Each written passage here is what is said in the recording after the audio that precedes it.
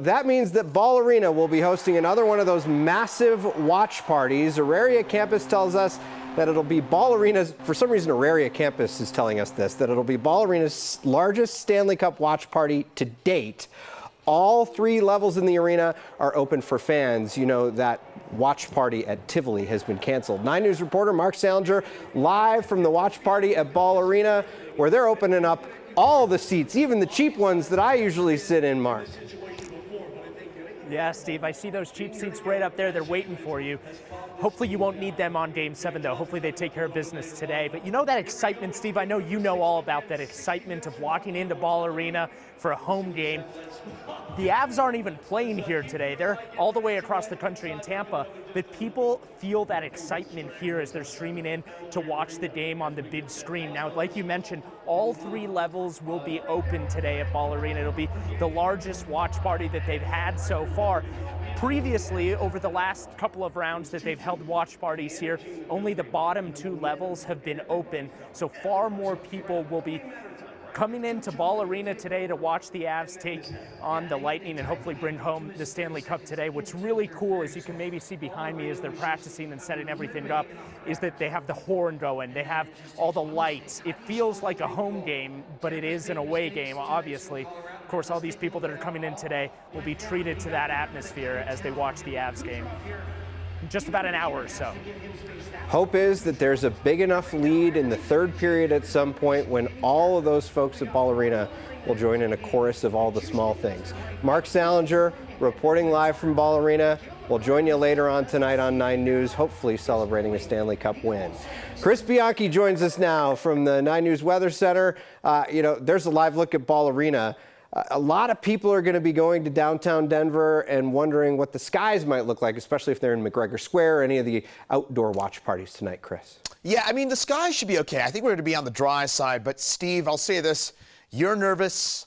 I'm nervous. And I have 2 good omens for Avalanche fans, which relate to the weather. First of all, I wouldn't call it an avalanche of snow, but some fresh snow atop Pikes Peak earlier on today. We picked about 3-4 inches of fresh snow up this way. And the second good weather-related omen as we get about an hour from puck drop, the lightning in the mountains, it is fizzling on out as we speak. Now, still a few light rain showers for us west and south of Denver, but in terms of any sort of outdoor watch parties, I would say there's no real concerns for any wet weather impacting those in the immediate Denver area. Now, you do get on up into the foothills. We do have some lighter rain showers, western Boulder County, Clear Creek County on down here into Park County. That's where we're seeing some of those showers above 7,000 feet in elevation for the most part, but in the immediate Denver area, we are mostly on the dry side for now. And by the way here, folks, it should stay dry. Certainly east of I-25 will stay on the dry side. Just the west of town, again, west side of town, Golden, Evergreen.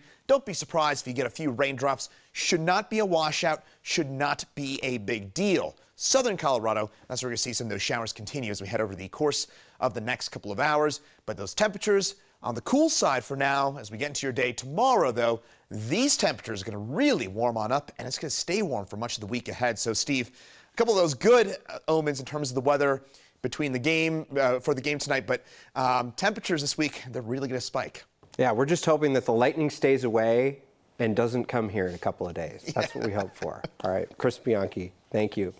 Hey, day 2 of Pride festivities continued today with the return of Denver's Pride Parade. Thousands gathered along Colfax Avenue to celebrate the first in-person parade since the pandemic began. But Friday's Supreme Court decision on abortion turned this year's Pride celebration into a protest for some. Legal experts warn the ruling may have laid the groundwork to overturn same-sex marriage rights. 9 News reporter Cole Sullivan shows us activists' resolve to try to fight back. A cheer for love as Denver's Pride Parade returned fully in person. Crowds old and young celebrated acceptance and joy. I was able to finally find my community as well as be my true self at Pride, which was amazing. Yeah, happy Pride!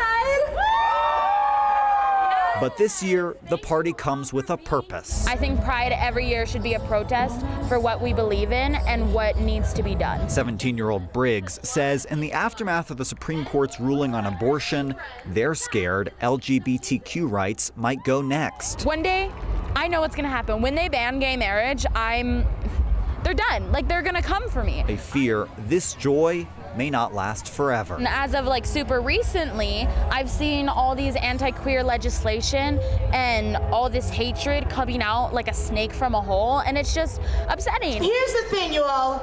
This should not be happening to us. From the steps of the Capitol, One Colorado Executive Director Nadine Bridges says the threat of losing rights is real. The legal basis for overturning Roe v. Wade could also be used to strike down same-sex marriage. And people are afraid. For her, it's also personal. I myself am about to celebrate 9 years of marriage to my wife next week, and it really breaks my heart to think that anybody would want to take that away from me or anybody else. At Pride this year, a recognition this joy doesn't stop. Even on the cloudiest days, sometimes you see a rainbow. But the fight isn't over. We have no one to stand in front of us at all. We will knock them down so that we can live and thrive on this earth. Thank you so much.